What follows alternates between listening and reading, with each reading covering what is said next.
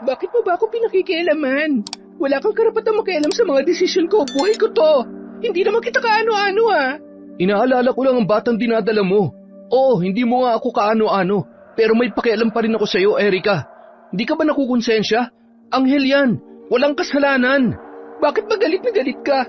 Hindi naman ikaw ang ama nito Bitiwan mo nga ako. Babalik ako kay Aling Lydia. Hanggat nandito ako, hindi ka babalik doon. Hindi mo ipapalaglag ang batang yan. Hindi nga kita pag-aari. Pero mahal kita. Mahal na mahal kita at handa akong panagutan niya. Ipinagbubuntis mo, Erica. Ano? Nahihibang ka na ba? Handa ka maging isang Salvador del Mundo para pagtakpan ng kagagahan ko? Mahal? Sinasabi mo lang yan para huminahon ako, hindi ba? Taon 2000. Isla ng Panay. Nasa harapan ng isang lumang bahay si Erica kung saan kasalukuyang naninirahan ang kanyang nobyong si Noel. 3 araw na itong hindi nagpapakita sa kanya. Namimiss niya na ito kung kaya minabuti niyang dalawin ang kanyang pinakamamahal na lalaki. Tao po! Tao po! Lumangit-ngit ang pintuan at sa tuluyang pagbukas noon ay lumabas ang tiyahin ng lalaki. Walang iba kundi si Aling Lydia na kahit nasa 40 anyos na ang edad ay maganda pa rin ang kurba ng pangangatawan at makinis ang balat. Oh, Erica, napadalaw ka. Aling Lydia, nandyan po ba si Noel? Si Noel? Naku, iha, bumalik na siya ng Maynila. Hindi ba siya nagpaalam sa'yo? Maynila? Kailan pa? Hindi niya naman po kasi nabanggit sa akin yan. Nung Lunes lang, 4 na araw na ngayon mula noong umalis siya. Ganun po ba? Grabe siya. Ang dami pa namin pinag-usapan noong Linggo, tapos... baka ayaw lang niyang makita kang nalulungkot, kaya hindi na siya nagpaalam. Hindi niya ba naikwentong 3 buwan lang ang bakasyon niya rito sa ating lugar? Nasabi niya naman po dati, kaso hindi ko naman ine-expect na aalis na siya. Maayos pa po kasi ang usapan namin nung huli tungkol sa mga bagay-bagay. Nagpunta po ako dito para surpresahin sana siya, pero ako pala masusurpresa. Naku, pasensya ka na talaga, Erica. Hindi ko rin alam kung anong pumasok sa isip ng kaibigan mo kung bakit nagawa niyang umalis na hindi nagpapaalam sa'yo. Nasabi niya po ba kung kailan siya babalik? Hindi pero sa pagkakaalam ko, malabong makabalik siya agad. Nakahanda na kasi ang mga papeles niya papuntang abroad. Pinagbakasyon lamang siya nandito para makatakas dun sa babaeng nabuntis niya sa Maynila. Nabuntis? Sa Maynila? Oo, talaga kasing maloko ang batang yun Hindi alam ni Aling Lydia na naging sila ng kanyang pamangkin. Dahil siya naman mismo ang nagsabi sa lalaki na itago ang kanilang relasyon. Umalis si Erica sa bahay ni Aling Lydia na may lihim na luha ang mga mata. Napakasakit para sa kanya ang kanyang natuklasan at pakiramdam niya ay sasabog siya kung hindi pakakawalan ang mga maiinit niyang luha. Makarma ka sana, Noel. Danasin mo sana ng 10 beses ang sakit na pinadama mo sa akin. Halos 1 linggong hindi lumabas ng bahay si Erica. Mabigat ang pakiramdam niya dahil sa kasawian sa pag-ibig. Anak, mukhang nahalata na kita. Meron ka bang dinaramdam? Wala naman po, Tay. Ilang araw ka nang nagkukulong dito sa loob ng bahay. Hindi ka naman dating ganyan. Sabihin mo nga, may problema ka ba? Wala po, Tay. Wala lang po ako sa mood na makihalubilo sa mga tao nitong nakaraan. Alam mo, para maarawan ka naman, ikaw na magdala nitong mga suman dun kina Aling Magda. Maraming order ang matanda kasi dumating daw yung apo niya nag-aling sa Maynila. Tay, pwede po bang kayo na lang? Ikaw na, para naman makakita ka ng ibang tao. Lagi ka na lang nagmumukmuk dito Oo nga, tinutulungan mo naman ako magluto nitong mga paninda nating mga kakanin pero mukhang lumilipad naman yung isip mo. Ay, sige na nga po, Tay. Ang kulit niyo naman po kasi. Aba, ako pa itong makulit. balita ko magandang lalaki daw yung apo ni Aling Magda. Ano naman po ngayon? Wala naman. Gusto ko lang na makilala mo. Tay, ikaw ba yan? Akala ko pa stricto kayo pagdating sa mga ganyang bagay. Bakit mukhang inaano nyo na ako ngayon? Ano inaano? Binibiro lang naman kita, anak. Siyempre, ayoko muna mag-asawa ka. Pero kung makikipagnobyo ka naman, ayos lang din sa akin. Basta mabait at mapagkakatiwalaan yung lalaki. Ha? Ewan ko po sa inyo. Basta ayoko sa mga lalaking yan. Wala naman yung idudulot na maganda sa akin eh. Uy, ito talagang dalaga ko, oo. Ang sungit masyado. Huwag kang ganyan, anak. Abay, tatanda kang dalaga niyan. Samantala, habang pinagmamasdan ni Anthony ang kanyang lola Magda na masayang naghahanda, ay napapangiti na lamang ang lalaki. Lola, ang dami naman po yatang pagkain ang hinanda nyo.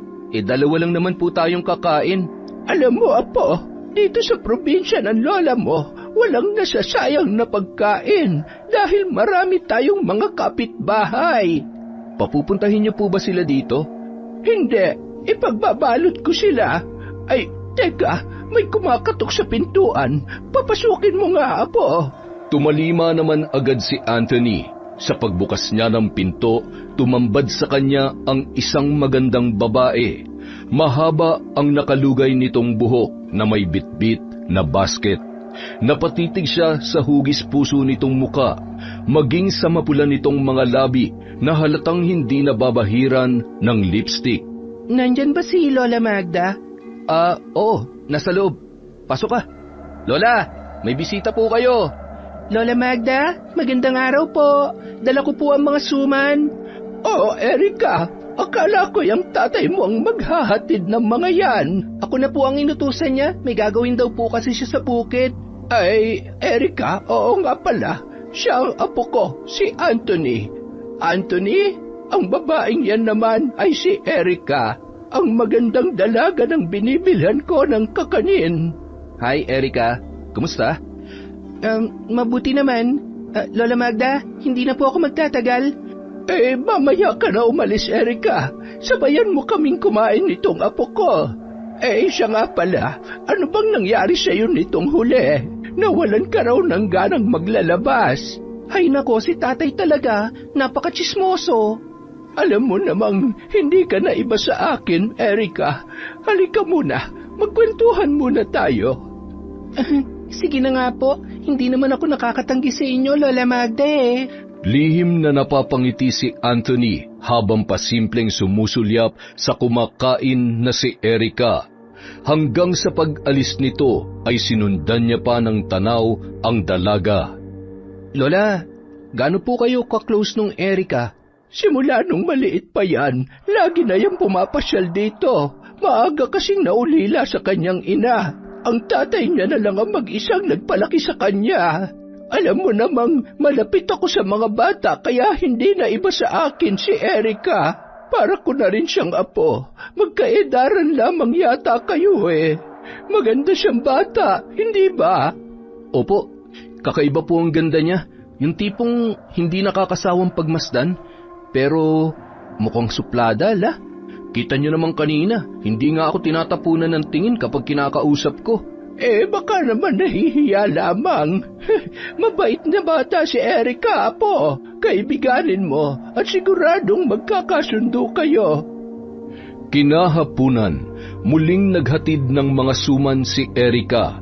Nataong maagang namalengke si Lola Magda at si Anthony lang ang naiwang mag-isa. Mamaya na lang ang bayad pagdating ni Lola, Erika ha. Wala kasi akong pera eh. Hintayin mo na lang, pauwi na rin siguro yun. Sige, hihintayin ko na lang siya. Pumasok ka muna. Hindi na, dito na lang ako. May upuan naman dito eh. Erika? Ano kasi, ikaw pa lang yung kakilala ko dito. Baka naman pwedeng samahan mo akong mamasyal. Ipasyal mo ako. Alam mo na, para naman hindi ako mabagot dito sa bahay ni Lola. Nako, marami kasi akong ginagawa sa amin, Anthony eh. Ano na lang, nagsisimba ka ba? Baka naman pwede mo akong isama. Nagsisimba naman ako. Lagi kong ang nakakasabay ang lola mo eh. Sa linggo, sasama ako kay Lola. Magsisimba ka rin, hindi ba? Oo. Ramdam ni Anthony na parang naiilang si Erica sa kanyang presensya, ngunit kailangan niyang gawing kampante ang babae sa pamamagitan ng pagbubukas niya ng iba pang usapin, dahil gusto niyang maging kaibigan yon. Akmang ibubuka na sana niya ang bibig niya nang may isang motorsiklong huminto sa tapat ng kanilang bakuran. Lalaki ang nagmamaneho noon at isang buntis ang nakaangkas sa kanya. Magandang araw. Pwede ba magtanong kung nasaan ang bahay dito nung hilot? Nasa dulo po nitong daan. Kung maliwa lang po kayo at makikita niyo ang isang luma ngunit malaking bahay. Doon po nakatira si Aling Lydia. Matapos magpasalamat, umalis na rin kaagad ang mag-asawa na sakay ng motorsiklo. Hilot? Nalito ako dun ah. Ano yun, Erica? Nanghihilot ng mga buntis o hindi kaya ng mga bata. O kahit dun sa mga nakakaranas ng pananakit ng katawan, si Aling Lydia ang kilalang hilot dito sa amin. Dinadayo siya ng mga nangangailangan ng serbisyo niya. Kahit mga taga-ibang barangay nagtutungo dito, mahusay kasi siyang hilot. Bakit nangingiti ka dyan, Anthony? May nakakatawa ba sa mga sinabi ko? Wala naman. Masaya lang ako kasi mahaba na yung mga sinasabi mo. Ha? Wala, sabi ko, ang ganda mo. Aba, loko to ah. Ayos ka rin pala, no? Ayan na pala si Lola. Kanina ka pa ba, Erica? Pasensya ka na. Nakalimutan kong mag-iwan ng pambayad kay Anthony. Ayos lang ho, Lola. Bakit hindi mo pinapasok sa loob si Erica? Baka naiinip na yan kahihintay sa akin. Sana binuksan mo yung TV. Lola, ayos lang po ako. Hindi naman po ako naiinip. Saka, nag-uusap naman po kami ni Anthony. Ganun ba? Sandali lang at baka hinihintay ka na ng tatay mo sa inyo. Dalhin mo na rin itong sariwang isda. Kinabukasan, binulabog ang buong barangay ng isang masamang balita. May natagpuan daw na isang bangkay sa mapunong bahagi sa kanilang lugar. Ang masaklap pa ay buntis ang naturang babae at karumaldumal ang nangyari dito. Wakwak ang kanyang tiyan at naliligo sa sariling dugo. Naging usap-usapan yon sa buong nayon, pero walang nakakakilala sa naturang bangkay. Diyos ko, yan yung babaeng nagpahilot sa akin kahapon ah. Mukhang nagalit pa nga yung lalaking kasama niya kasi bakit daw mabubuntis yung babae? Baog siya. Nako, kawawa naman. Nasaan na kaya yung kasama niya, Lydia? Magkasabay naman silang umalis kahapon sa bahay ko, kaya hindi ko rin masasagot yung tanong mo, Aling Magda. Kung sino man ang gumawa niyan, siguradong matindi ang galit. Alam lang ang kaluluwa ng taong dudukot sa sanggol na nasa sinapupunan ng babaeng yan. Kung ano man ang dahilan ng pagkamatay niya, sana'y makamit niya ang hustisya.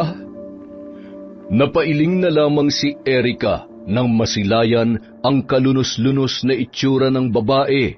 Nakikilala niya ang mukha noon dahil yun ang buntis na nakita niyang nakaangkas sa motorsiklo ng lalaking nagtanong sa kanila kahapon.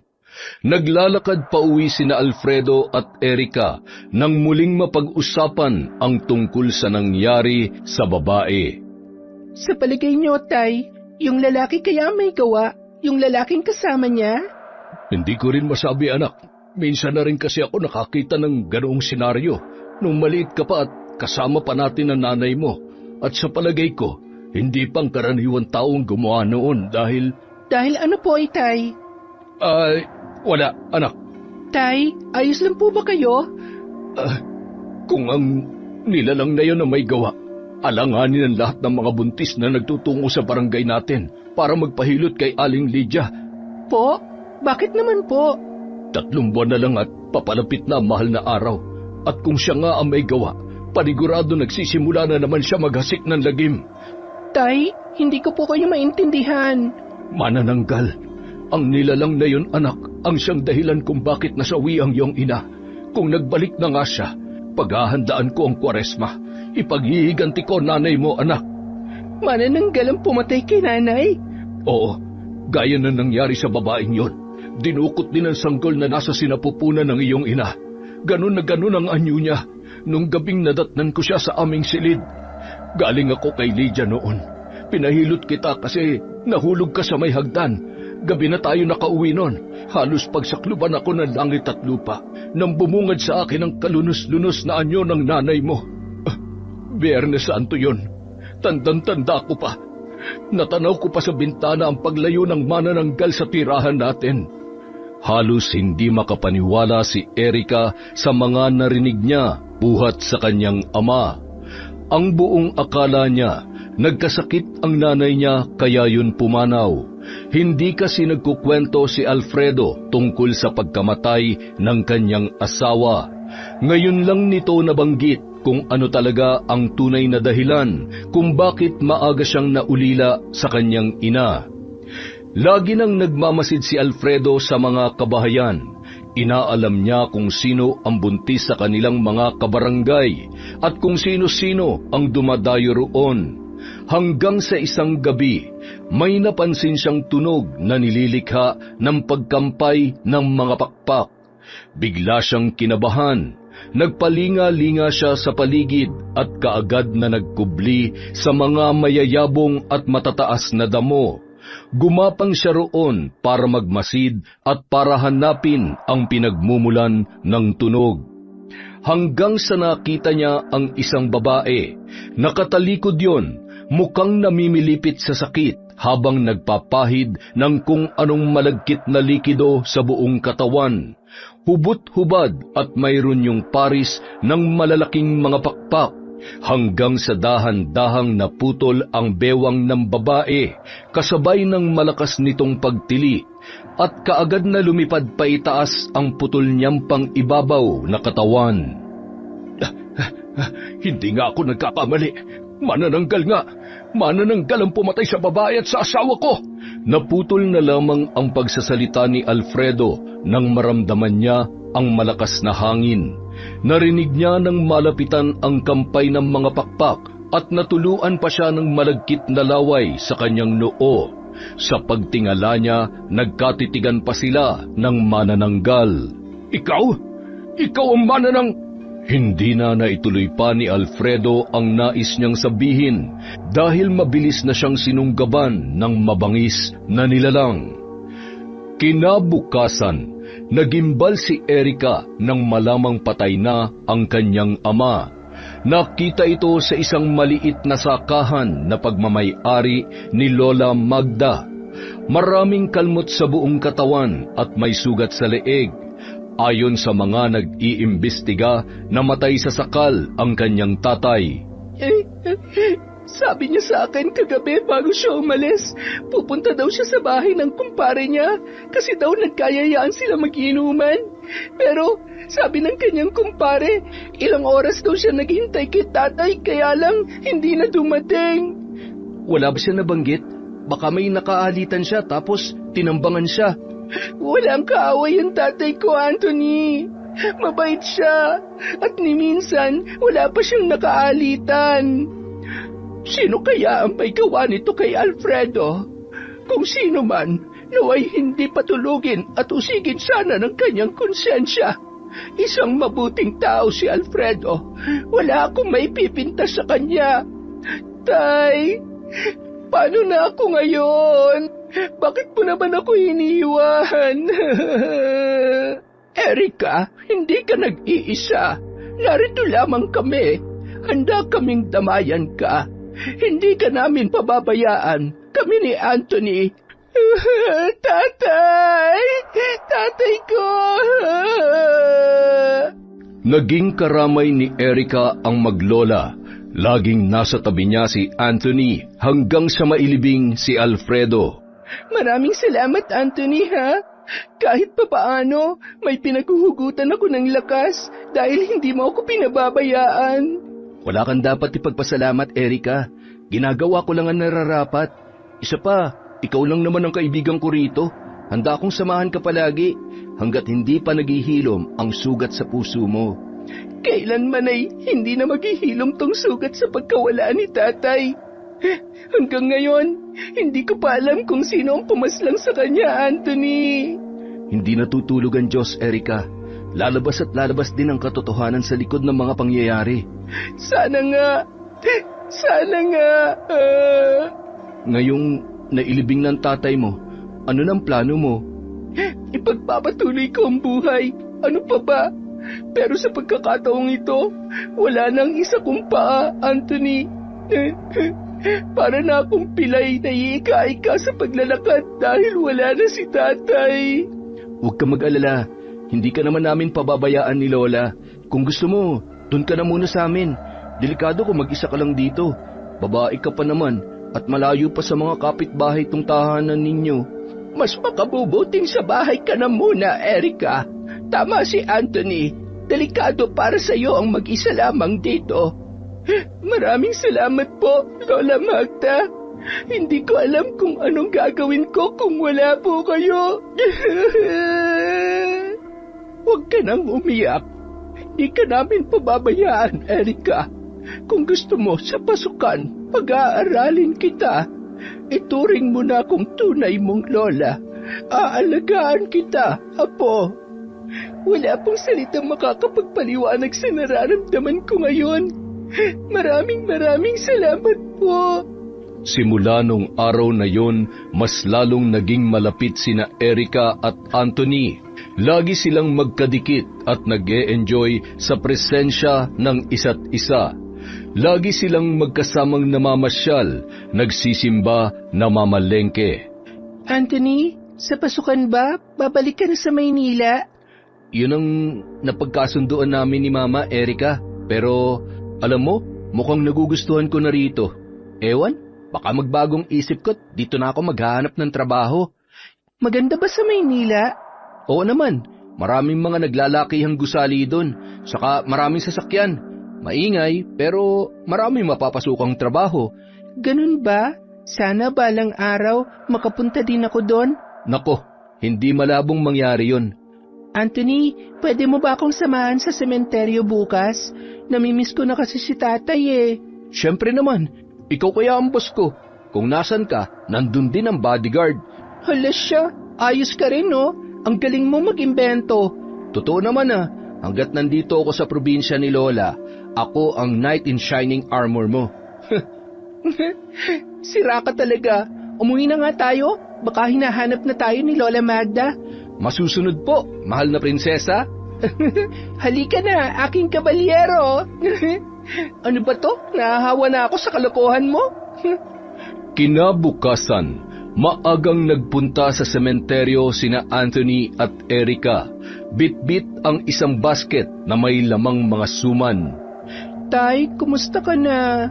Alam ko magkasama na kayo ni nanay ngayon. Heto po, may dala kong suman. Siguradong namimiss nyo na tong luto ko. Tay, miss na miss ko na po kayo. Lagi nyo po akong bantayan, ha? Mahal na mahal ko po kayo. Ilang oras din ang itinagal ng dalawa sa puntod ng magulang ni Erika. Nang biglang may lumapit sa kanila. Erika?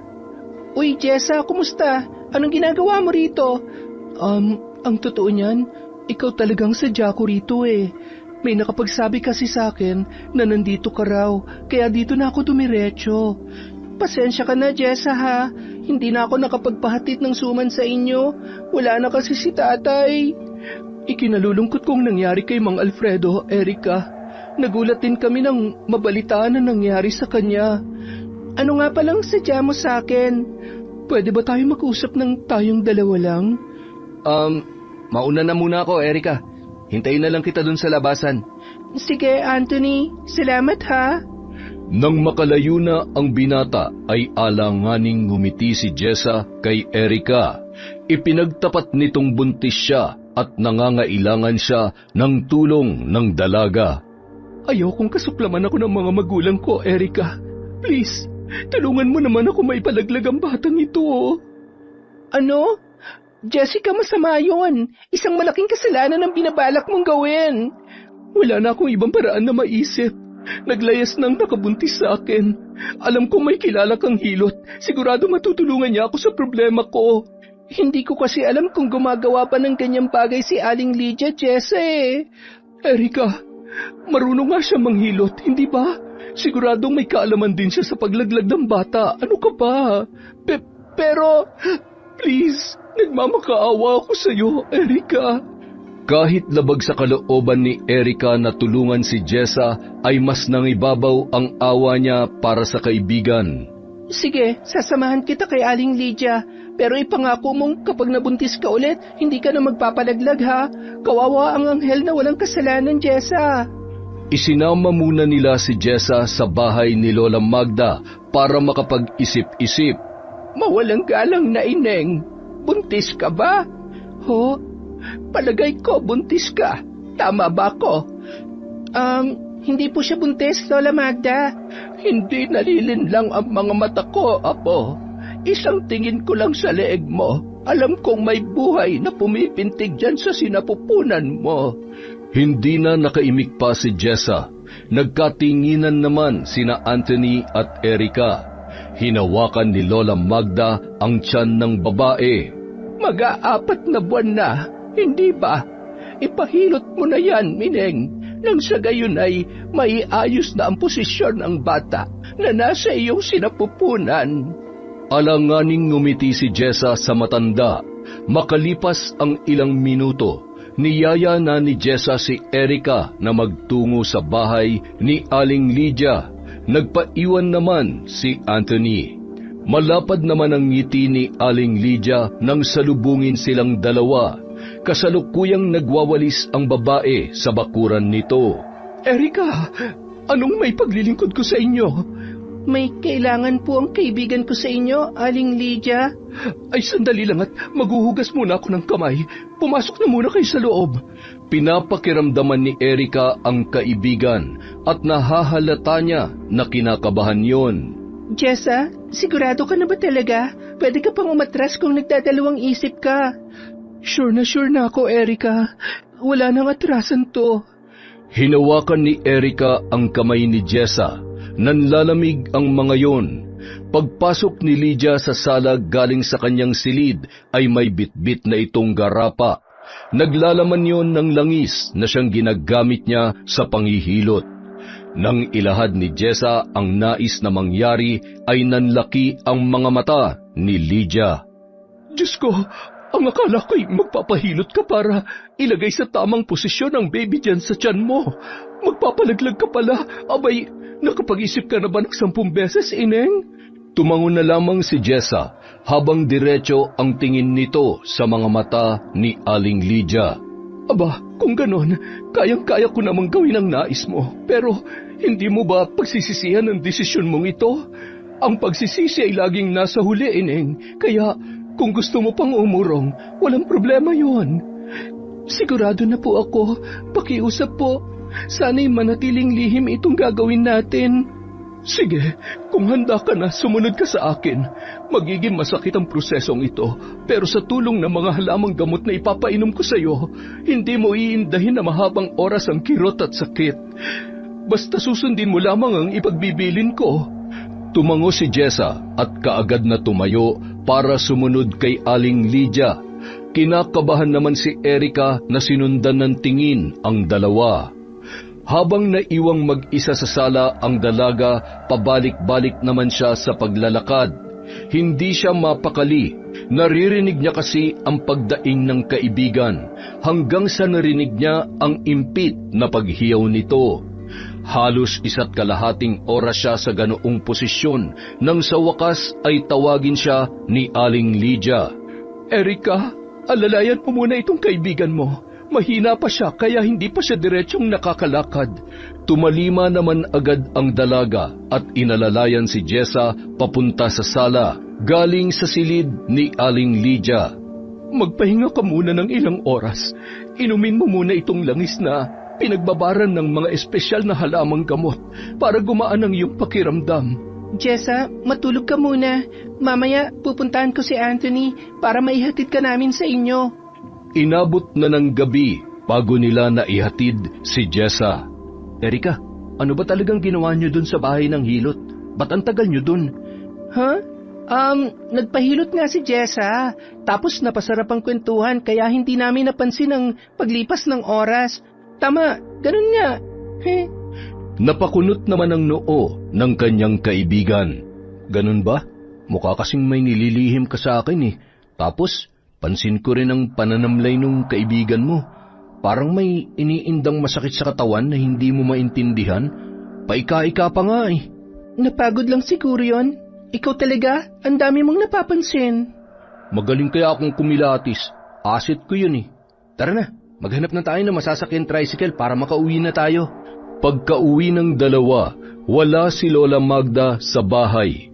Nagtaka naman si Anthony dahil ang laging bilin nito ay kapag sumapit na ang 7:30, wala nang lalabas ng bahay.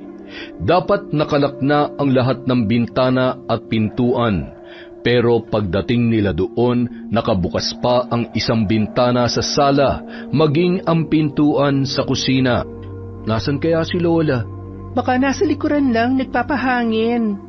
Sabay pa silang nagulat nang biglang may kumaluskos sa likod bahay kasabay ang pagputak ng mga manok na parabang nabubulabog. Ano yun? Nagmadali silang nagtungo sa labas, doon sa likod bahay para tingnan kung bakit nagkakagulo ang mga manok na nakadapo sa mga puno.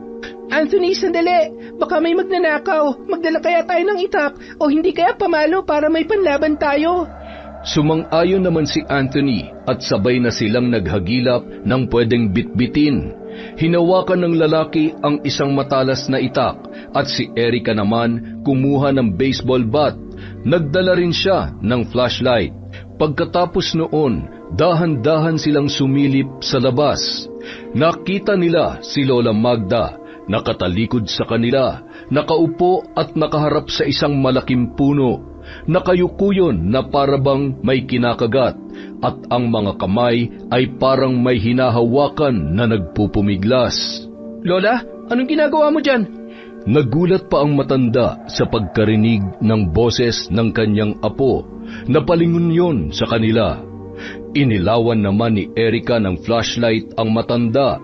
Dumiretso ang liwanag sa mukha ni Lola Magda at nagtaka pa ang dalawa kung bakit may tumutulong sariwang dugo sa gilid ng labi noon. Nakauwi na pala kayo. Mabuti naman. Anthony, tulungan mo nga akong itali itong 2 paa ng manok. Ang likot-likot kasi. Kailang po pala, Lola. Akala namin kung sino na. Napagkamalan ka tuloy namin magnanakaw. Naisip ko kasi magluto ng tinolang manok para sa agahan natin bukas. Kaya eto at sinungkit ko ang isang nakadapo sa sanga ng punong ito. Mukhang lilipad kaya kinagat ko na lang ang mga pakpak para hindi na maglilikot pa. Bakit may dugo po sa gilid ng labi ninyo? Ay, ito ba? Nako, nadulas ang panungkit ko kanina. Tumama dito. Nagkasugat pala. Hindi ko na napansin dahil naging abala na ako. Pumasok na po tayo sa loob, Lola. Gamutin po natin yung sugat nyo. Isang araw, napansin ni Anthony ang pagiging malungkot ni Erica. Kasalukuyan silang gumagawa ng suman. Bumalik na sa paglalako ng suman sa bayan ang dalaga para kahit papaano ay makatulong sa maglola. Nung tinuturuan ni Erica si Anthony, biglang napabuntong hininga yon. Uy, ano nangyari sa'yo? Bakit bigla ka nalang tumahimik dyan? Namimiss ko lang si tatay. 2 buwan na rin kasi simula nung nawala siya eh.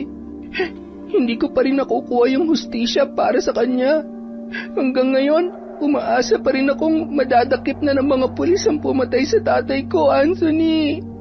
Kung taong gumawa nun, paniguradong nakukonsensya na yun. Pero kung hayop...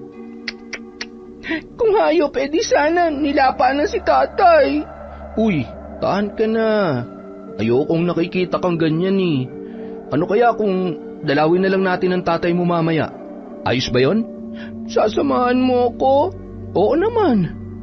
Kahit nalulungkot ay napangiti na lamang ang dalaga. Isang gabi, hindi mapakali sa higaan si Erica. Maalinsangan ng panahon at kahit anong gawing pagpikit niya ng kanyang mga mata ay hindi talaga siya makatulog. Nakalak naman ang pinto sa kwartong to kaya walang makakakita kahit maghubad man ako. Ang init talaga ng pakiramdam ko ngayon. Mabilis na hinubad ni Erica ang suot niyang t-shirt at bumalik na siya sa higaan. Tinirintas niya ang kanyang mahabang buhok at dumapa sa higaan. Pakiramdam naman niya ay hindi siya makahinga kaya tumihaya na lamang siya. Naaalala na naman niya ang kanyang ama nang tumitig siya sa kisame. Muling nagnilid ang mga luha sa kanyang mga mata sa isipin na palagi siyang pinapaypayan ng kanyang ama noon kapag naiinitan siya. Tatay, miss na miss ko na po kayo. Makalipas ang ilang minutong pag-iyak, hindi niya na namalayan na nakatulog na pala siya. Bandang madaling araw, nagising si Erica dahil nakaramdam na siya ng lamig. Babangon na sana siya para kunin ang kanyang hinubad na t-shirt nang maramdaman niya na may pumipintig sa gilid ng kanyang puson. Napahawak siya roon at pinakiramdaman ng maigi ang sarili. Pinigil pa niya ang paghinga para masiguro ang kanyang nararamdaman. Napalunok siya nang maramdamang tila may namumuong kung ano roon na tila tumitigas. Kinabahan siya ng husto at nagbilang sa kanyang mga daliri. 3 buwan na pala akong hindi dinadatnan. Diyos ko, hindi kaya nagbunga ang ginawa namin noon ni Noel? Pero 1 beses lang yun ah. Diyos ko naman, posible kayang buntis ako? Kinabukasan, pasimpleng tinanong ni Erica si Lola Magda kung paano nito na lamang buntis si Jessa sa simpleng pagtingin lang nito sa leeg ng dalaga. Kasalukuyang nagdidilig ng halaman ang matanda. Iba kasi ang lakas ng pintig ng mga ugat sa leeg niya. Yun bang parang nag-uunahan? Lola, posible bang mabuntis ang isang babae kahit na 1 beses lang siyang nagalaw? Oo naman. Sabihin mo dun sa kaibigan mo na palaging kumain ng masustansyang pagkain. Huwag magpapagod at magpakonsulta agad sa doktor kapag may hindi magandang naramdaman para maging safe ang baby niya. Opo, sasabihin ko po sa kanya, Lola. Lola, lahat po ba ng buntis naglilihi? Hindi naman. Ako kasi nung pinagbubuntis ko ang mama ni Anthony, wala naman akong naramdamang kakaiba. Bukod doon sa matakaw ako sa mga ginataan, kahit anong ulam basta may gata, nilalantakan ko talaga. Ibig sabihin, hindi kayo nandidiri sa mga bagay-bagay tulad ng ibang mga buntis? Nako, hindi. Hindi ako maselan magbuntis. Yung mga kapitbahay ko nga nagugulat na lang kasi saka pa nila nalalamang buntis ako kapag malaki na ang tiyan ko. Ganun po pala yon. Magkakaiba kasi ang mga nararamdaman ng nagbubuntis. Uy, ano yan? Ang aga-aga may naririnig na akong buntis-buntis ah. Ano bang pinag-uusapan yung dalawa? Tungkol to kay Jessa. Chismoso ka rin no? Nagtatanong lang eh. Bakit ba ang sungit mo? Hindi ako masungit. Sinasagot ko lang ang tanong mo. Hindi eh. Iba yung dating ng tono ng sagot mo eh. Parang merong diin. Kung idiin ko kaya tong kamao ko sa mukha mo. Tingnan mo nga yan. Ang sungit talaga. Lola, si Erica oh. Ay nako, kayong dalawa talaga. Para kayong mga aso at pusa. Sa paglipas ng mga araw, mas lalong natatakot si Erica sa kanyang kalagayan. Hindi naman niya masabi kay Lola Magda ang kanyang problema dahil natatakot siya sa maaaring maging reaksyon nito. Hindi niya rin sinabi kay Anthony dahil ayaw niyang husgahan nito ang kanyang pagkatao. Gulong-gulo ang kanyang isipan. Hindi na siya nakikipagkwentuhan sa mga yon. Kung mag-uusap man sila ni Lola Magda ay lagi siyang nakayuko para itago ang kanyang leeg. Lagi na lang siyang nagpupunta sa sementeryo para magpalipas ng oras. Ayaw niya kasi na mahalata siya ng maglola. Anthony, tawagin mo nga si Erica at kakain na. Lola, nakita ko po siya kanina. Maagang umalis eh. Tingin ko papuntang sementeryo. Ganun ba? Bakit hindi mo sinamahan? Hindi ba lagi naman kayong nagkakasundo sa mga lakad ninyo? Ewan ko ba sa isang yun, Lola? Wala ka bang napapansin sa kanya? Tingin ko kasi may problema siya eh. Ayaw niya lang sabihin. Bakit mo naman nasabi yan, Apo? Nahuli ko kasi siya minsan, umiiyak. Tinanong ko kung anong problema. Sabi niya, wala. Pero pakiramdam ko, meron talaga, Lola eh. Malakas ang kutob ko eh. Apo, may nobyo ba yang si Erica na hindi ko alam? Wala naman, Lola. Saka, hindi ako makakapayag na magpaligaw pa siya sa iba. Bakit naman? Ano kasi, Lola eh. Secret lang natin to ha. Gusto ko kasi siya. Hindi pa ako nakakakuha ng tiyempo para magtapat. Baka sabihin niya, sinasamantala ko lang yung pabor natin sa kanya. Talaga ba? Sigurado ka ba dyan? Oo naman po, Lola. Ang ibig kong sabihin ay kung totoo bang hindi ka pa nagtatapat sa kanya, baka naglilihim lang kayo sa akin. Lola, ba't naman ako maglilihim sa inyo? Hindi pa nga. Tingin ko kasi, buntis si Erica. Nag-iba kasi ang hubog ng balakang niya. Buntis? Si Erica? Aba, malabong mangyari yan, Lola. Kami lagi magkasama. Walang ibang lalaking nakakalapit sa kanya. Kaya nga. Baka ikaw ang gumalaw at hindi mo lang sinasabi sa akin. Apo, masama ang naglilihim at masama ang nagtatabi ng hindi pa ikinakasal. Lola naman, nagsasabi po ako ng totoo. Hindi pa nga ako nakakapagtapat, magtatabi na agad. Ay, naku naman kayo talaga. Pinapraning niyo ako sa buntis-buntis issue na yan eh.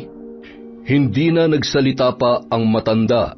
Kumbinsido naman siya sa sinabi ng kanyang apo. Pero kailangan niyang makausap si Erica para alamin ang totoo. Kaagad din namang umalis si Anthony matapos na makapag-usap silang dalawa. Balak sundan ng binata si Erica sa sementeryo.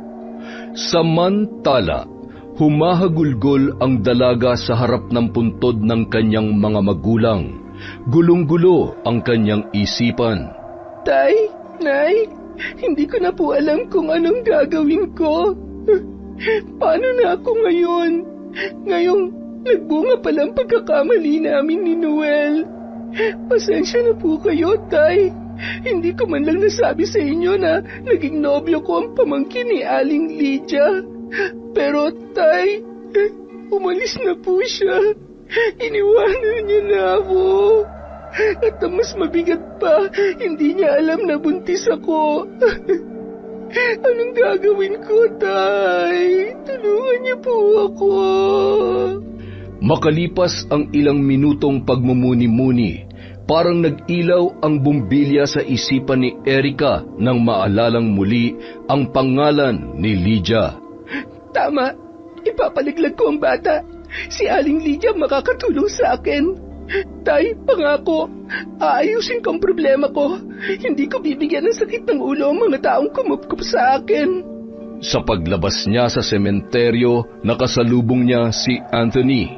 Erica, umuwi ka na. Hindi ka pa nag-aalmusal. Nag-aalala na si Lola. Mauna ka na lang, Anthony. May pupuntahan pa kasi ako eh. Saan? Sasamahan na kita. Wag! Ha? Ano, ang ibig kong sabihin, wag na. Kaya ko naman mag-isa. Saka, baka kailangan ka ni Lola sa bahay. May problema ba? Bakit parang umiiwas ka yata sa akin? Sa amin? Wala naman. Saka, hindi ako umiiwas, no? Bakit ko naman kayo iiwasan? Sinabi ko naman sa yung magaling akong makiramdam eh. Hindi ba? Kaya wag ka na magkaila pa. Wala nga sabi eh. Siguro nangungulila lang ako kay tatay kaya gusto ko mapag-isa. Yun lang. Wala nang ibang dahilan. Ayoko nang nalulungkot ka, okay? Kaya sa ayaw at sa gusto mo, bubuntot ako sa'yo. Baka kung ano pa maisipan mong gawin. Napabuntong hininga na lamang si Erica sa kakulitan ni Anthony. Umuwi na lamang silang dalawa. Sa susunod na araw na lamang niya gagawin ang kanyang binabalak na pagbisita kay Aling Lydia. Kinagabihan, masinsinang kinausap ni Lola Magda si Erica. Nagtanong ang matanda tungkol sa napansin niya sa katawan ng dalaga. Erica, hindi naman siya nakikialam ako sa buhay mo, pero gusto ko lang malaman ang totoo. Lola Magda, sino ang ama? Hindi umimik ang dalaga. Nagpatuloy lamang yon sa pagsinghap. Huwag ka mag-alala, hindi ako galit. lagi mong tandaan na ang dinadala mong yan ay biyaya ng Panginoon. Sige na, pumasok ka na sa kwarto mo para makapagpahinga ka. Pag-usapan na lang natin kapag handa ka na. Batid ni Erica kung gaano kabait si Lola Magda, pero ayaw niyang maging mas pabigat pa siya rito, kaya itutuloy niya ang kanyang plano. Kukuha lamang siya ng tamang tiyempo. Hanggang isang araw, sinamahang mamalengke ni Anthony si Lola Magda. Isinabay na rin niya ang paghahatid ng mga suman sa mga suki ni Erica. Masama kasi ang pakiramdam ng dalaga.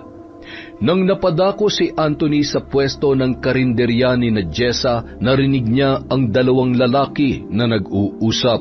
Nagpalaglag nga raw kasi ang si Jessa. Malaki ang nagastos ni paring Lando sa pagpapa-ospital sa anak niya, kaya hanggang ngayon ay sarado pa ang karinderya nila. Kawawa naman si paring Lando. Halos igapang ng pag-aaral ng anak niya, tapos ito naman si Jessa, gagawa pa ng kalukuhan. Iba na kasi ang isip ng mga kabataan ngayon, pre. Imbis na makatulong sa magulang, nagdadagdag pa ng problema. Biglang sumagi sa isip ni Anthony ang itsura ni Jessa noong ihatid nila ito. Paika-ikang naglakad na inalalayan ni Erica at ngumiwi-ngiwi ang muka na parabang nahihirapan sa iniindang kirot. Nagpalaglag si Jessa kay Aling Linda nung araw na yon, kaya pala ang tagal nila sa bahay nung hilot.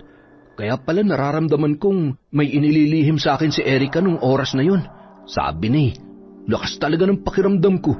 Habang naghihintay ng masasakyang motorsiklo, nabanggit ni Lola Magda sa binata ang tungkol sa kalagayan ni Erica.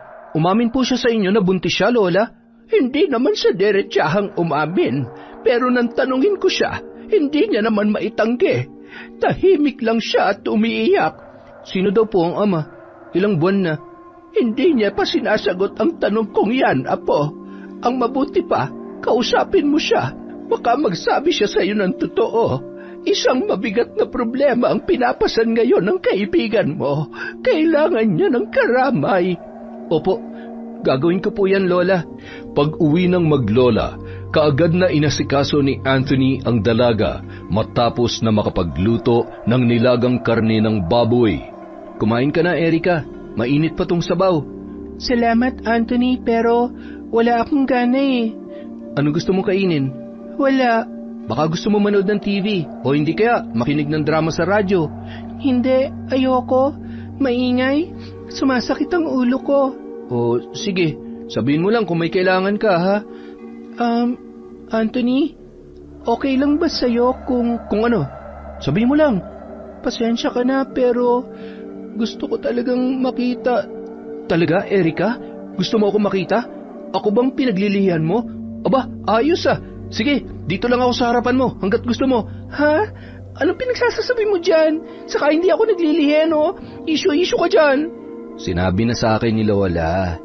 Alam kong problemado ka ngayon, pero pwede ka naman mag-share sa akin. Hindi kita huhusgahan. Promise, mababawasan ang bigat na nararamdaman mo. Ay, hindi ko na talaga maitago sa inyo. Oo, buntis ako, Anthony. Bago ko lang din nalaman. Kasi nag-iba na yung pakiramdam ko eh. Basta, hindi ko gaano maipaliwanag sa'yo. Sa palagay mo, ilang buwan na yung dinadala mo? Mga 3 buwan na siguro. Erica, pwede ko bang malaman kung sino ang tatay? Yung dati kong nobyo, si Noel. Akala ko kasi totoo siya sa akin eh. Mahal na mahal ko siya, kaya naibigay ko sa kanyang natatanging kayamanan ko. Alam ba niya na nagdadalang tao ka? Hindi, at wala akong balak na ipaalam sa kanya. Hindi pwede yan. Karapatan niya malaman ang kalagayan mo ngayon. Wala na siya, Anthony. Patay na? Hindi. Iniwan niya na ako. Bumalik na siya sa Maynila. At kailanman, hindi niya malalamang nagbunga ang ginawa namin dahil hindi ko isisilang ang sanggol na to. Ayoko maging pabigat sa inyo ni Lola Magda. Teka, anong ibig mong sabihin? Basta, ako nang bahala sa sarili ko. Huwag mong sabihin magpapalaglag ka rin tulad ng ginawa ni Jessa. Ha? Paano mo nalaman ang tungkol sa ginawa ni Jessa? Nalaman ko kanina. Erika, wag na wag mong gagawin ang ginawa niya, ha? Maaatim ba ng konsensya mong kitli ng buhay nang wala namang kamuwang-muwang na anghel? Maraming nangangarap na magkaroon ng anak. Mapalad ka dahil biniyayaan ka na may kapal. Nandito naman kami ni Lola. Aalalayan ka namin. Hindi ka namin pababayaan, Erika. Hindi na nakaimik pa ang dalaga.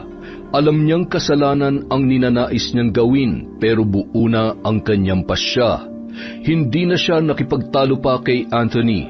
Minabuti na lamang niyang ibahin ang usapan para mapaniwala ang nag-iba na ang takbo ng kanyang isip. Anthony, pwede ka bang kumain ng hinog na langka para sa akin? Oo naman. Mabuti naman at naliwanagan ka na. Kahit ano pa yung gusto mong gawin ko, hindi ako magrereklamo. Basta para sa ikasisiyan ng baby mo. Kailangan mo isawsaw sa bagoong, ha? Bagoong? Sigurado ka ba? Langka, bagoong? Ang pangit kaya ng lasa nun. Sabi mo gagawin mong gusto ko. Sinungaling. Pinaasa-asa lang ako. Naglilihi ako eh. Eto na, gagawin ko na. Ano naman hinog na langka, isasawsaw sa bagoong? Ayos din. Magiging masarap yun. Tama, masarap nga sigurong pagmasdan na napipilitan lang ako. Ano yung huling sinabi mo, Anthony? Wala. Sabi ko maghahanap na ako ng hinog na langka, tsaka ginataang bagoong. Tawang-tawa naman si Erika habang pinagmamasdan si Anthony na diring-diri at napipilitang kumain ng kanyang request. Sa bawat paglunok nito ay napapangiwi pa ang muka ng binata, kasabay ng pagpikit ng kanyang mga mata. Panguling subo na po ito. Mahal na prinsesa, makakaraos na rin ako. Wow! Congratulations! Kahit diring-diri sa kinakain, lihim naman nang umingiti si Anthony. Masaya siya dahil napagbigyan niya at napasaya ang babaeng nagbibigay ngayon ng kulay sa kanyang buhay. Hanggang isang gabi, nakarinig si Erika ng mga pagaspas ng pakpak sa labas ng bahay. Malakas ang pagkampay noon kaya ramdam niya ang hangin na tumatagos sa loob ng kanyang silid. Kakaibang kaba ang sumikdo sa dibdib ni Erika nang biglang pumaibabaw ang tunog ng mga kampay. Hanggang sa may dumapo sa kanilang bubong na yero, rinig na rinig niya ang tunog na nililikha roon ng kung anong nilalang na naglalakad. Kaagad na bumangon ang dalaga habang hawak-hawak ang kanyang tiyan. Mabilis niyang binuksan ang pinto ng silid. Akmang lalabas na sana siya nang tumambad sa kanyang harapan si Lola Magda na nasa katabing kwarto lamang natutulog. Naririnig mo ba naglalakad sa bubungan? Tumango lamang si Erika. Ang nasa sinapupunan mo ang sadya ng manananggal na yan, Erika. Po? Paano niyo po nalaman, Lola? Shhh! Kunin mo itong asin at dinikdik na bawang. Ipahid mo sa tiyan mo at ako'y magsasaboy naman ng asin sa labas ng bintana. Makalipas ang ilang minuto, narinig na lang ni Erika ang paglayo ng mga pagaspas. Nagiging mas mabangis ang mga manananggal kapag sumasapit ang mahal na araw. Kita mo na't tinayo ka pa talaga rito. Ano po ba talagang manananggal? Narinig ko na rin po kasi yan kay tatay. Isang uri ng aswang na ang pinakapaboritong pagkain ay ang mga batang hindi pa nailuluwal. Sa nangyari nung gabing yon, mas lalo pang nangibabaw ang kagustuhang magpalaglag ni Erika. Dahil para sa kanya, perwisyo ang dala nito. Pati tuloy si Lola Magda ay nag-alala dahil sa nangyayari. Kaya naman, kinabukasan, araw ng linggo, saktong nagpunta sa simbahan ang maglola para magpabendisyon ng mga palaspas. Sinadyang hindi sumama ni Erika, nagdahilan siyang masama ang kanyang pakiramdam. Nang makaalis ang maglola, nagmamadali naman siyang naligo at nagbihis para magtungo kay Aling Lydia. Alam niyang kapag ganitong papalapit na ang mahal na araw ay hindi nagagawi sa simbahan ang babae. Dahil gumagawa ito ng mga gamot na ibababad sa langis para gamiting panghilot. Malayo pa lamang ay natanaw na ni Erica si Aling Lydia. May bitbit itong basket palabas ng bakuran. Nagmamadaling lumapit si Erica, nababatid niya kasi napapaalis ang hilot. Aling Lydia, sandali! Anong atin, Erica? Maaari ko po ba kayong maabala saglit? Kasi may hihilingin po sana ako sa inyo, Aling Lydia. Anong may tutulong ko? Inilahad ni Erica ang kanyang sadya. Tila naman lumuwag ang muka ng hilot nang marinig ang nais ng dalaga. Sigurado ka ba? Hindi biro ang hinihiling mo. Buo na po ang pasya ko, Aling Lydia. Ay sige, ikaw ang bahala. Pumasok na tayo sa loob. Sa loob ng kwarto na pinagdalhan ni Aling Lydia kay Erica ay mayroong mga nakahilerang malalaking garapon sa isang sulok.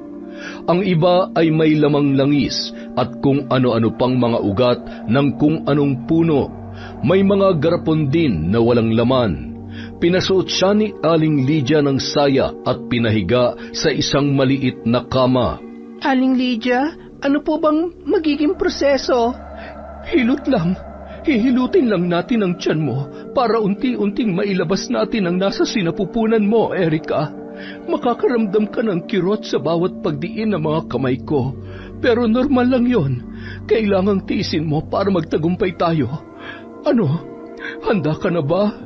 Tumango na lamang si Erica bilang pagtugon. Samantala, hindi mapakali si Anthony sa loob ng simbahan. Parang may nag-uudyok sa kanya na umuwi para silipin ang dalaga hanggang sa hindi na siya nakatiis kaya nagpaalam siya sa kanyang lola. Pagdating niya sa bahay, wala roon si Erica. Hindi alam ni Anthony kung bakit kinakabahan siya. Isang bata ang nakita niya sa kalsada. Tinanong niya yon kung nakita ba nito si Erica. Opo, nadaanan ako kanina ni Ate Erica. Mukhang nagmamadali nga po tapos sinusuntok niya pa po yung puson niya. Mukhang papunta po sa bahay ni Aling Lydia. Dahil sa hindi niya maipaliwanag ang nararamdamang pag-aalala, mabilis na tinakbo ni Anthony ang daan papunta sa bahay ng hilot. Samantala, impit na napadaing si Erica sa unang pagdiin ng mga kamay ni Aling Lydia sa kanyang puson. Aray! Hindi ko po yata kaya, Aling Lydia. Masyado pong masakit. Kayanin mo. Unang diin ko pa lang yan. Marami pang kasunod yan, Erica. Sandali. Hihinga lamang po ako. Alam mo, kapag nanganak ka, mas masakit pa dyan ang mararamdaman mo. Nakailang buga ng hangin si Erica, tsaka niya ipinatuloy kay Aling Lydia. Subalit biglang may kumalabog sa pintuan, sabay pa na nagulat ang dalawa. Naku, mukhang may nakapasok na aso. Sandali lang at titingnan ko, ha? Babalik ako agad. Ang inaakalang aso ay hindi pala, dahil ang humahangos na si Anthony ang bumungad sa kanya. Aling Lydia, nandito po ba si Erica? Oh, ikaw pala, Anthony. Oo, nandito siya. Erica, anong ginagawa mo rito? Nasaan siya? Erica! Ay, sandali lang. Ano ba nangyayari sa iyo? Bakit ka ba galit na sumusugod dito? Nang marinig ang boses ni Anthony, napatayo si Erica at kaagad na lumabas. Anong ginagawa mo dito? Hindi ba dapat ako magtanong sa iyo niyan? Anong ginagawa mo dito? Nagpapahilot. Talaga ba? Nagpapahilot o nagpapalaglag? Kita mo na, hindi ka makasagot. Umuwi na tayo, Erica. Uuwi na tayo. Aray ko, ano ba, Anthony? Bakit mo naman ako kinakaladkad? Nasasaktan ako. Tila bingi naman ang binata. Patuloy niyang hinihila si Erica palabas hanggang sa tuluyan na silang nakaalis sa loob ng bakuran ni Aling Lydia. Nakakunot ang noo ng ginang na pinagmasdan ng dalawa habang papalayo sa kanyang tahanan. Nanginginig ang kanyang mga nakakuyom na kamay at nagtatangis ang kanyang mga bagang, hindi dahil sa pag-aalala sa dalaga, kundi dahil sa galit. Galit na galit siya dahil sa hindi na ituloy ang pagdukot niya sa namumuong sanggol na nasa sinapupunan ni Erica. Malas at dumating ka pa, Anthony. Wala tuloy akong libre makakain mamayang gabi.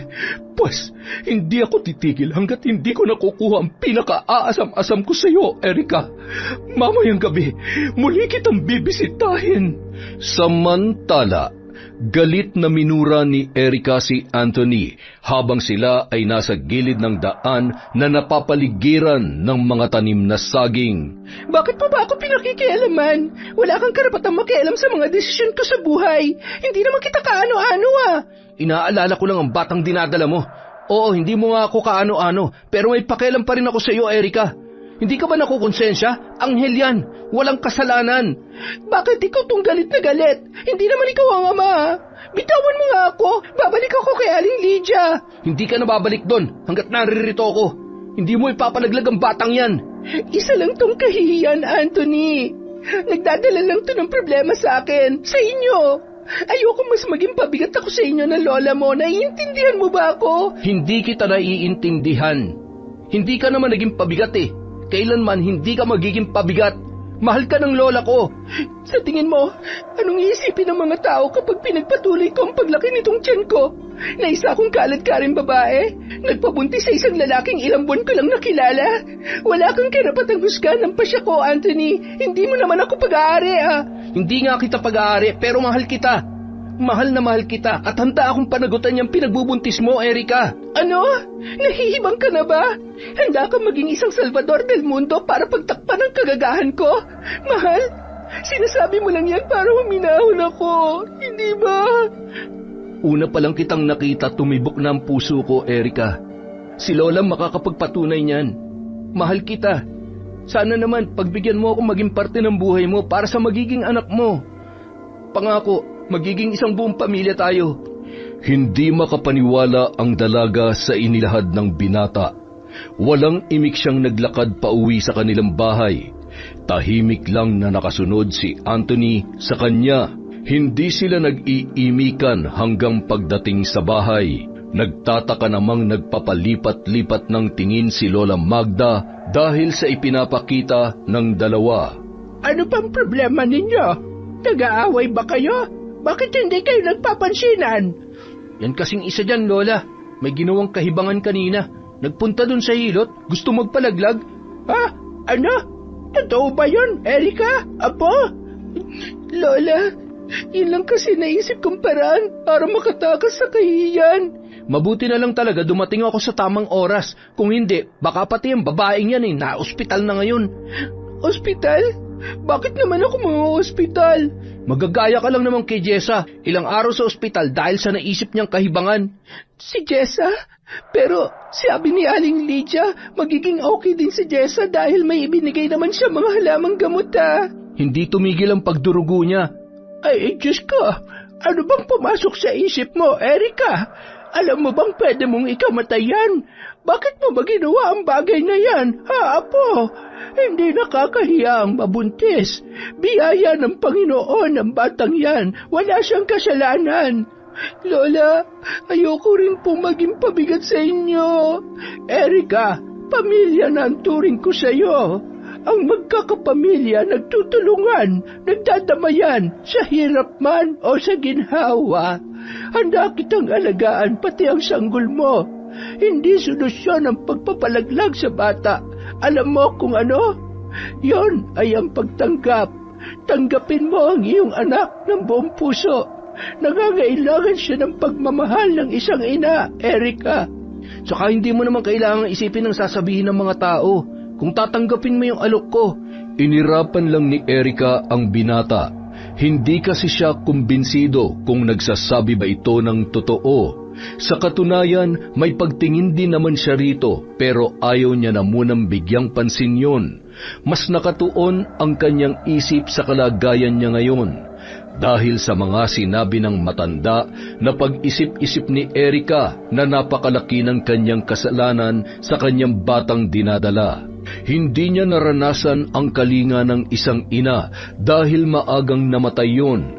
Ngayong siya na ang magiging ina, handa na siyang gawin ang lahat para protektahan ang nasa kanyang sinapupunan. Salamat po, Lola Magda. Ngayon ko lang lubos na naunawaan ng lahat. Ang laki pala talaga ng kasalanan ko sa magiging anak ko. Salamat din sa iyo, Anthony. Salamat.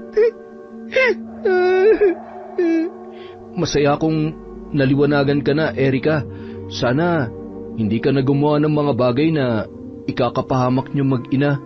Pangako, aalagaan kong sarili ko para maprotektahan ko ang anak ko. Kinagabihan, naalala ni Erica ang naiwang pantalon sa bahay ni Aling Lydia. Dahil nang kalad ka rin siya ni Anthony, ay suot pa niya ang saya na pinahiram noon. Nako, kailangan kong ibalik tong saya ni Aling Lydia. Ako na magsasoli niyan. Pupunta din naman ako sa tindahan mamaya. Bukas na lang siguro, Anthony. Gabi na kasi, baka natutulog na si Aling Lydia. Hindi pa yan, maaga pa. 6:00 pa lang naman oh. Saka papunta din naman sa bahay niya yung daan ng pupuntahan kong tindahan. Ikaw ang bahala. Salamat ha. Pasipol-sipol na naglalakad si Anthony sa daan. Dala-dala ang isang flashlight at ang saya na isa sa uli. Medyo maliwanag ang buwan at maraming bituin sa kalangitan. Nakailang ulit na siyang nagtatao po sa bahay ni Aling Lydia, ngunit walang sumasagot. Hindi siguro niya ako narinig. Ang ingay kasi ng mga aso eh. Pumasok na lamang ang binata sa loob ng bakod. Aling Lydia, tao po! Saglit na napatigil sa pagtawag si Anthony nang mahagip ng gilid ng kanyang mga mata na mayroong naglalakad papunta sa likod bahay sa medyo madilim na parte. Hindi naman siguro si Aling Lydia yun kasi kung siya sasagot na sana yun. Teka nga, matingnan nga. Dahan-dahang naglakad ang binata papunta sa likod bahay at hindi nga siya nagkamali. Nailawan niya ang isang pares ng mga paa. Alam niyang kay Aling Lydia yon dahil yun din ang suot nitong palda kanina. Ganoon din ang tsinelas. Aling Lydia, isasoli ko na po sana tong... Kasabay ng pagsasalita niya ay ang pag-ilaw niya sana sa katawan ng babae. Ngunit napatda na lamang siya nang makitang kalahating katawan lang ang kanyang nakita, na hanggang sa balakang lamang. Wala ang pang-itaas na katawan nito, pero naglalakad na tila ba mayroong sariling buhay. Ilang beses na kinusot ni Anthony ang kanyang mga mata. Nagbabaka sakali na namamalikmata lamang siya, ngunit yon at yun pa rin ang kanyang nakikita. Napaatras bigla ang binata hanggang sa kumaripas na siya ng takbo papalayo roon. Samantala, malakas na pumapagaspas ang pakpak ng manananggal. Dinig na dinig yon nina Erica at Lola Magda. Mukhang galit na galit ang nilalang. Nagpahid ka na ba ng dinikdik na bawang sa tiyan mo, Erica? Opo, Lola. Naglagay na din ako ng asin sa silid ko. Pati sa bubong ay nagsabit na rin po ako ng bawang. Nagpapakawala ng matinis na hagikgik ang manananggal na nagpapalipat-lipat habang umaaligid sa labas ng kanilang bahay. Determinadong mapa sa kamay niya ang ikinatutulo ng kanyang laway. Ingatan mo ang sarili mo, Erica. Kung sakali mang makalapit siya sa iyo, sabuyan mo ng asin. Ilang saglit pa, ang bintanang nasa likod ni Erica na yari sa kahoy ay biglang lumagabog. Marahas na sinisira ng manananggal. Bahagyang lumayo ang dalaga roon. Habang nagdarasal si Erica ay mahigpit niyang hinawakan ang isang supot na mayroong lamang asin. Si Lola Magda naman ay hawak-hawak ang mga palaspas na pinabasbasan niya kanina sa may simbahan. Saglit na natigil ang pagkalampag ng manananggal sa bintana. Pinakiramdaman ni Erica kung may kumakaluskus pa sa labas, ngunit wala na siyang naririnig. Hanggang sa idinikit niya na roon ang kanyang tenga. Nagulat pa siya nang biglang muling kumalampag yon, hanggang sa masira at malaglag ang takip ng bintana. Lumusot doon ang kamay ng manananggal at nahawakan ang buhok ng dalaga. Lola! Tulungan niyo po ako! Nagmamadali namang hinampas ni Lola Magda ang kamay ng manananggal gamit ang mga palaspas. Tumigil ka na! Lubayan mo na kami! Napasigaw na lamang ang manananggal sa bawat paghataw ng palaspas na parabang umuusok ang kamay hanggang sa nabitawan niya na ang buhok ni Erica. Mas lalong nanggigil yon at muling nangahas na ipasok ang kamay at ulo nito. Ngunit bigo siyang mahawakang muli ang dalaga. Nang akmang hahampasin na naman siya ni Lola Magda ng mga palaspas, biglang kinalmot niya ang kamay ng matanda. Nagkasugat yon at dumugo. Naitulak niya ang matanda kaya bahagyang bumalandra sa may upuan. Lola! Hindi lubos na nakapasok ang nilalang dahil hindi magkasya ang mga naglalakihan nitong mga pakpak. Kinuha ni Erica ang palaspas mula sa matanda, subalit natisod siya sa paa ng upuang kahoy, kaya bumagsak din ang dalaga. Asin! Asin, Erica! Isabay mo sa kanya! Nang makabawi, mabilis na pinulot ni Erica ang supot na may lamang asin. Isinaboy niya yon sa manananggal. Humiyaw yon at lumayo sa may bintana. Samantala, humahangos na dumating si Anthony sa loob ng kanilang bakuran. Wala siyang ingay na naririnig. Payapa ang paligid. Subalit nang pumasok na siya sa loob ng bahay, nanlaki ang kanyang mga mata nang makita na nagkakagulo roon. Lola! Erica! Ano nangyayari? Anthony! Nandito na naman yung manananggal! Ano? Mabilis na lumapit ang binata. Sa dalagang panay pa rin ang pagsaboy ng asin sa labas ng bintana hanggang sa nakita na lang nilang lumipad papalayo ang manananggal. Mabuti naman at dumating ka na, Anthony. Kanina pa kami gustong pasukin ang aswang na yon. Ito nga't nasugatan pa ako sa kalmot niya.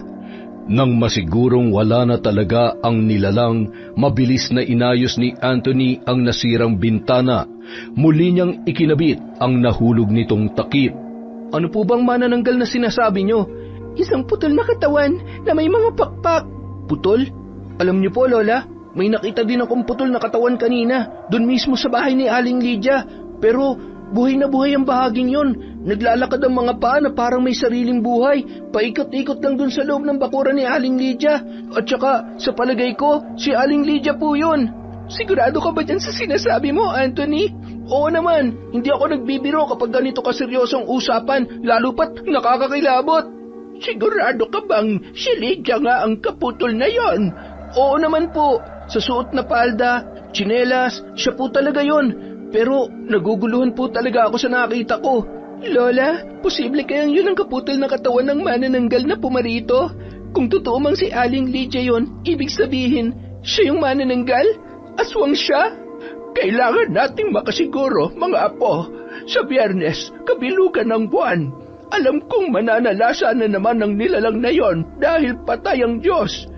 Anthony, kailangan mong maging matapang. Magbamasid ka kina Lydia. Kailangan maunahan natin siya bago pa niya masaktan si Erica. Bago pa niya madukot ang sanggol na nasa kanyang sinapupunan. Maghanda ka, apo. Isang malaking misyon ang gagawin mo. Paano ko po mapapatay yung sinasabi niyong manananggal, Lola? Kapag nahanap mo ang kaputol ng katawan niyang naglalakad sa lupa, yun na ang pagkakataon natin. Sabuyan mo yun ang asin hanggang sa manghina at ibudbud mo ang lahat ng asin sa naputol na bahagi para malusaw yon. Sa ganoong paraan, mahihirapang makabalik ang kanyang pang-itaas na bahagi at sa oras na masinagan yun ng init ng araw, hindi na yun makakabalik pa sa anyong tao at masusunog na yun ng tuluyan. Ako na lang po kaya sigurong gagawa niyan, Lola. Baka kung ano pa mangyari kay Anthony. Total, ako naman po ang sadya niya. Hindi, Erica. Ako ang gagawa ng misyong ito. Wala kang ibang gagawin kundi alagaan at protektahan ang sarili mo. Samantala, nanggagalaiti naman si Aling Lydia. Ilang beses nang pumalpak ang balak niyang pagkain sa munting buhay na nasa sinapupunan ni Erica. Hindi ako susuko. Wala pa akong ginusto na hindi ko nakukuha. Dila lang ang walang latay sa gagawin ko sa iyo, Erika, at sa lahat ng mga makikialam sa akin. Hanggat nakakakain ako ng sariwang laman ng paborito kong pagkain, mananatiling bata ang pisikal kong anyo. Mananatili akong malakas at mabubuhay pa ako ng matagal sa mundong ito. Pagsapit ng Biyernes Santo, maagang naghanda si Anthony. Pumunta siya sa bayan para bumili ng maraming asin. Uubusin niya ang 3 kilo sa manananggal na tutugisin. Kinakabahan man sa maaaring mangyari ay nilalabanan niya yon. Lahat ay gagawin niya upang protektahan ang minamahal na dalaga. Kinagabihan, tahimik lang siyang nagmamasid sa bahay ni na Aling Lydia hanggang sa nakita niyang lumabas ang ginang sa bakuran nito. Nagmamadali, palinga-linga habang may hawak na sulo at ang isang kamay naman nito ay mayroong hawak na isang sungay ng kalabaw. Tumingala pa siya sa kalangitan kung saan bilog na bilog ang maliwanag na buwan at saka pumasok sa may loob ng sagingan. Sinundan siya ni Anthony. Maigsing distansya lang ang pagitan nito sa kanya. Ingat na hindi makagawa ng kahit anumang ingay.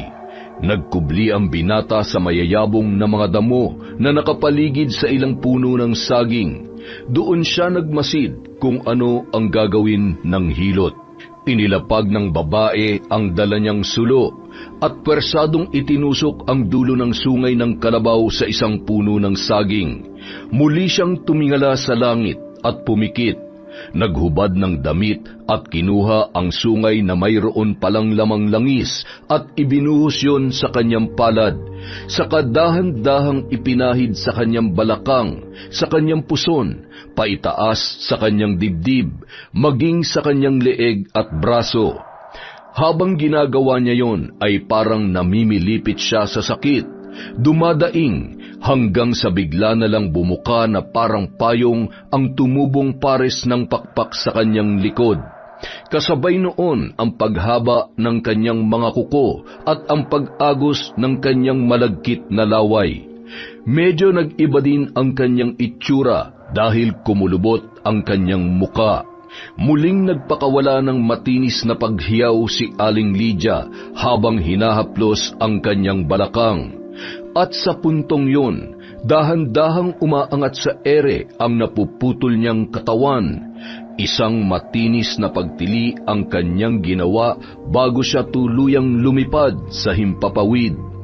Sindak naman na nagmamasid si Anthony. Si Aling Lydia nga ang sinasabi nilang manananggal. Ngayon, humanda ka sa akin, babae ka. Napapalunuklaway na lamang si Anthony habang lumalapit sa kaputol na katawan. Nakatayo ito malapit sa puno ng saging. Hindi na nagdalawang isip ang lalaki at kaagad niya na yung sinabuyan ng asin. Ang mga laman loob noon ay umuusok, tila mga bulating hindi mapakali dahil sa asing tumama sa kanila na nagbigay ng hapdi. Nagsimulang maglakad ang paa noon na parang natataranta kung ano ba ang nangyayari sa mga bituka. Muling nagsaboy ng asin si Anthony at sa pagkakataong yon ay tumama na sa mga paa. Naglulundag yon dahil sa hapdi at sakit. Hindi sinasadyang nasagi noon ang sulo na nasa paanan ng puno ng saging.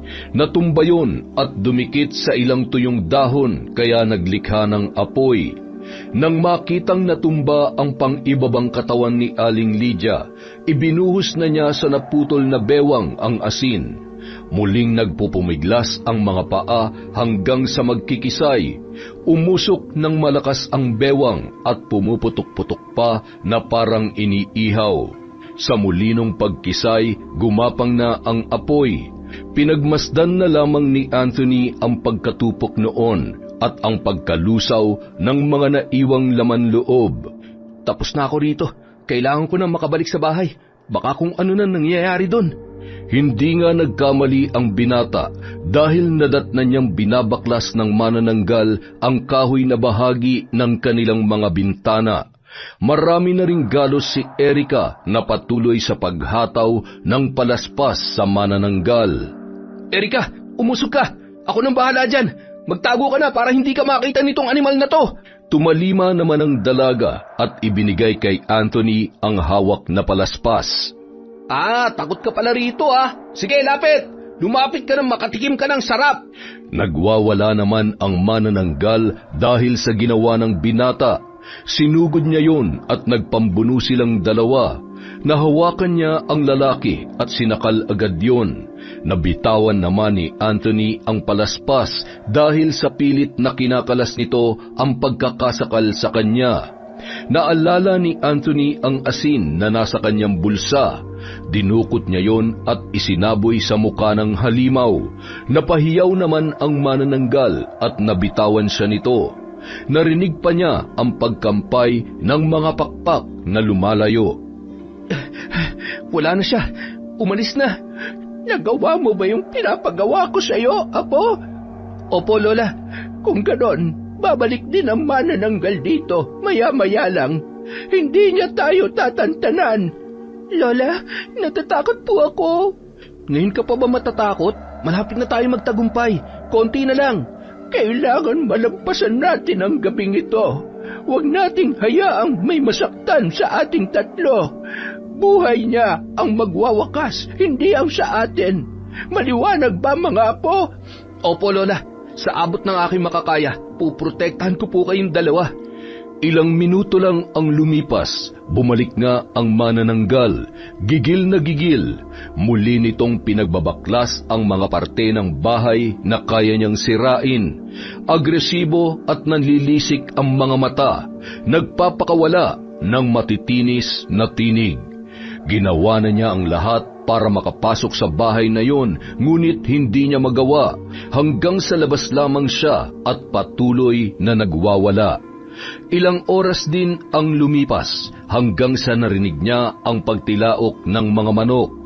Nang mapagtantong magbubukang liwayway na, kaagad siyang lumipad pa itaas at lumayo para balikan ang kanyang kaputol. Naiinis man ay tinanggap niya na lang na pumalpak siya nung gabing yon. Sa pagbalik sa sagingan, nakita niya ang bakas ng nasunog na mga dahon. Nag-alala ang manananggal at nagpaikot-ikot para hanapin ang kanyang kalahati.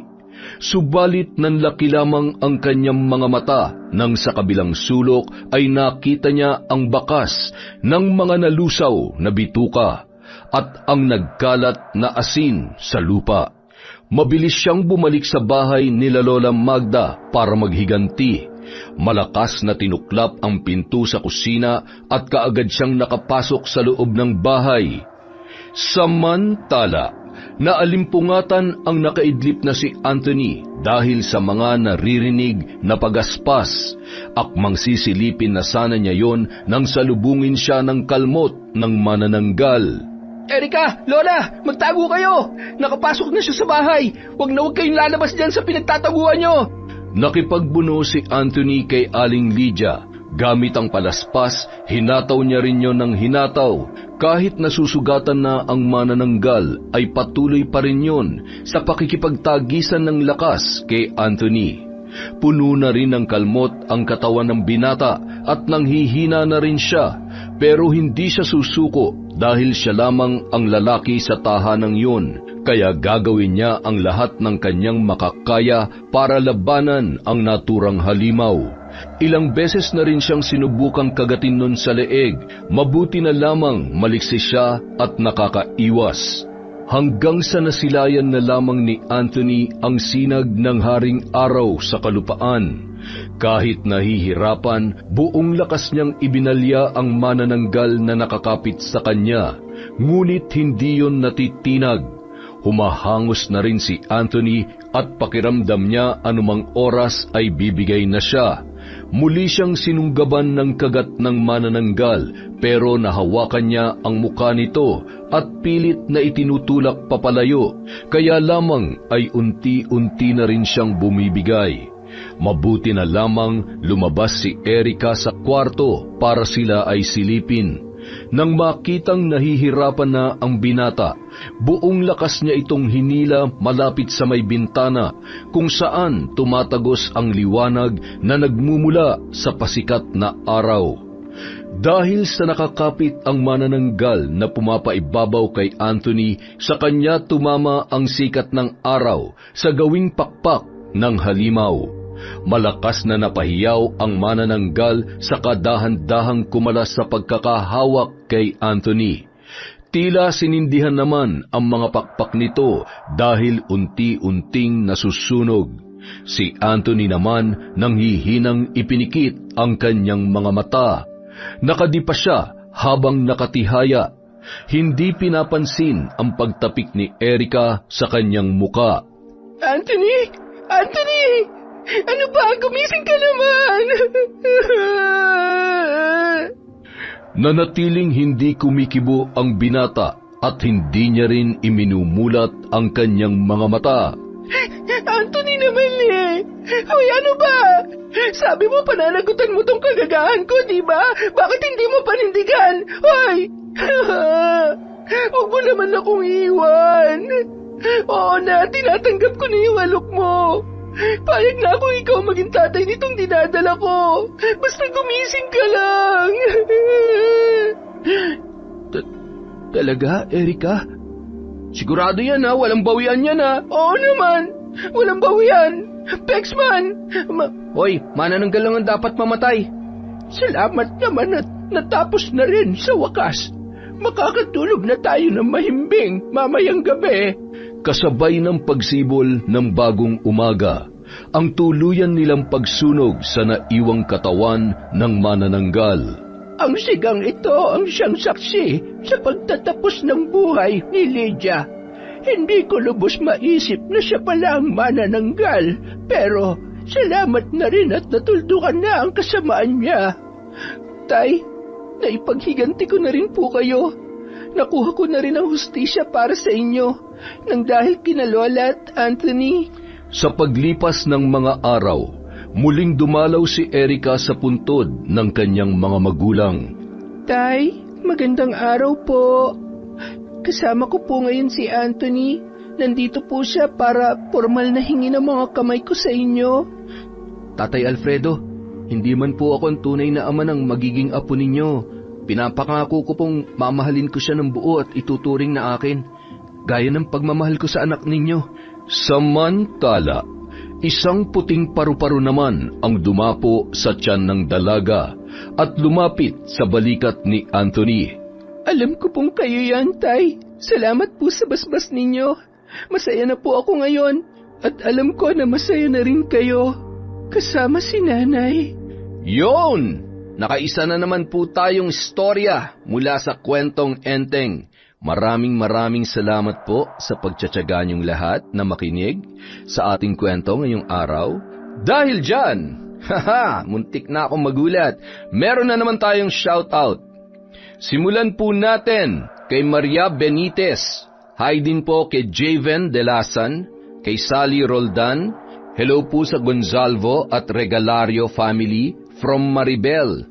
Hello po kay Cherry Mukbang ASMR. Hi din po kay Angeline Pascual, kay Yaquin, kay Roslyn Labajo, kay Febe Ranada, kay Frederick Ganagana sa Ganagana family at kay Shailan Summerly. Hello po kay Michelle Mariano, kay Juvelin Camacho. Hello rin po kay Alfredo Siguya, Asodisen Cerila. Shout out kay Marites Tornea, kay Rosalina Bugayong. Hi po kay Nermalin Puherte from Leona, Taytay. Hello po kay Renerio Gape. Hi din po kay Aning QR, kay Jaren Beter, Gemma de Ocampo, Jennifer Sacris, kay Roxanne Gaudicos, kay Julie Zabate. Hello din po kay Edgardo Fontanilla, kay Billy Ray, Jenny May at Ray Buendia from Lucy Buendia. Hi po kay Dimples Yumi. Hello rin po kay Richelle Nishio, kay Analie Vallega. Hi kay Lynette Reparado, kay Kane Third Lang. Hi kay Janine Mamon, kay Emmeline Camus, kay Glefe Plenel, kay Vicky Abut, Richel Adapon. Para din po sa mga mananahi ni Abby ng Teresa Rizal, Lingling Francisco, Janice, Yeth, Baby Jane at ang family ni Chang Mena na masarap magluto sa Teresa Rizal. Hi din po sa Galedo family from Rai. Hi kay Mamiliana Nalugon, kay Celestina Siguya, kay Renante Alejo. Shout out kay Morina Bolivar, kay Mel Santarita. Hi po kay Earhart the Great Vlog. Hello din po kay Jun Sarip from Iligan City, kay Chris Alcantara, kay Nika Miguel. Shout out kay Rose Anmara, kay Jonah Angelica, kay Janet Cisneros. Hi kay Kaizeni, kay Maria Lynn Laudit, kay Chinchin Joquinto, kay Len TV2, hello po, kay Milrose Galvez, kay Larcy Siriban, kay Gay Somodio. Hi kay Hannah Maylin Sesgundo sa Al Fairuzi Salon of Qatar from Jonah Halog. Hello po kay Kurt Mina, kay Mirna Alfaro, kay Merly Fatalia, kay Rima Sionagi. Hi kay Sagutid New 18. Hello po kay Hilario Potra Jasmine. Hi din po kay Shauma TV, kay Merly Amistad, kay Chona Bainosa, kay Cecil Sabroso. Happy birthday po kay Antonio Naong Sir from Alma Naong. Hello kay Mary Jane Rojas, kay Elizabeth Maramot, kay Sara May 31, kay Ami Yong, kay Marie from Batangas, at kay Asha Aquino of Ilocos Sur. Maraming salamat po sa walang sawang pagsuporta sa Kwentong Enteng.